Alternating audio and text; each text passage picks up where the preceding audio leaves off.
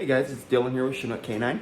I just wanted to make a quick video here for Ruby's parents to reference, so when they take her home, they kind of have an idea of how they should be moving throughout the house with Ruby and going about their day-to-day, their usual day with Ruby, and what that kind of looks like here for us and how we've made that very successful for her. So we got Ruby here in her crate. It's first thing in the morning. We're just getting her up and we've put the e-collar on her. That's the first thing we've done, is put her e-collar on, turn it on, make sure that's ready to go. And so she's in a down command. That's where we want her. That's where we want the dogs before we let them out of the crate, is in a down command, calm and not being too excited for a release. So now that we have her in that down command, we have a couple of options. We could release her with our release command, or we could recall her to us. So we're gonna recall her to us and have her sit in front of us, and then we can say good morning to her. So we'll recall her here. So what we'll do is we'll just tap the tone button on our e-collar as we recall her out of there. Ruby, come. So she's coming out here. She's gonna do a big stretch, and then we'll have her sit. Ruby, come. Ruby, sit. Good girl. Now that she's sitting, we could say hello, and we could say good morning to her. And then what we can do from here is we can heel her through the house so she's not running through the house like crazy. So what we will do is we'll ask for a heel command. Ruby, heel. Ruby, sit. And we'll have her sit before the stairs here as well. One more stretch apparently. Good girl. Heel. And we're gonna heel her up the stairs. This is a big one. Nope. I find dogs can often get way too energetic going upstairs, and it can be pretty dangerous, especially with a big dog like Ruby. Heel. Just ran ahead again, so we're gonna heel her up to the back door here, and you'll see that heel. And there's Dom right there. Sit.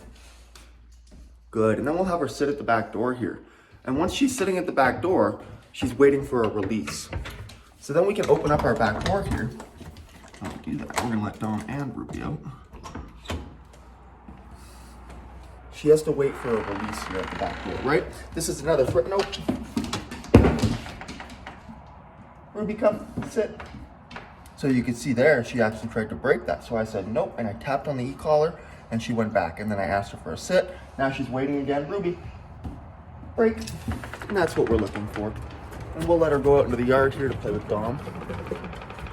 And you could be taking her for a walk right now. You could be, going outside to play ball with her. I'm letting her out to play with Dom at the moment to go socialize, and we'll go get Hudson out as well and let them socialize. And then we'll come back to this and we'll bring Ruby back inside.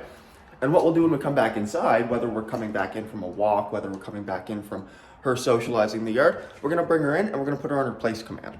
And that's where she's gonna hang out for a little bit. All right, so we're gonna be letting Ruby in from the social yard here. So picking up where we left off. So when we let her in, same thing as when we let her out. With any threshold, we make her wait calmly and patiently. So if she likes to go into a down, I'm perfectly fine with that. So what we can do is we can release her with our release command, or we can say we can give her a heel command, or we can give her a recall command. So I'm gonna give her a heel command. So Ruby, heel.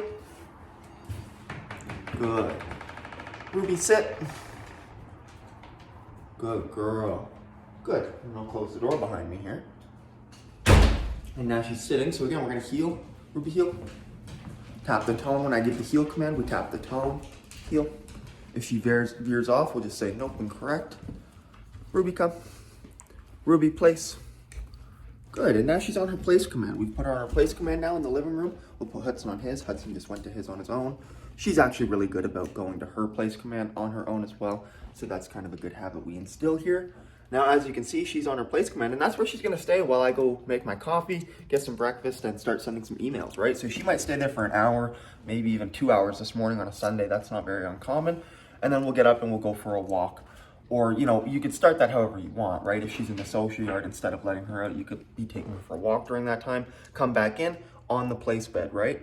After this, if I'm, after she's on her place bed, I'll probably let her out to the washroom once more, go for a bathroom break, maybe go play outside with her.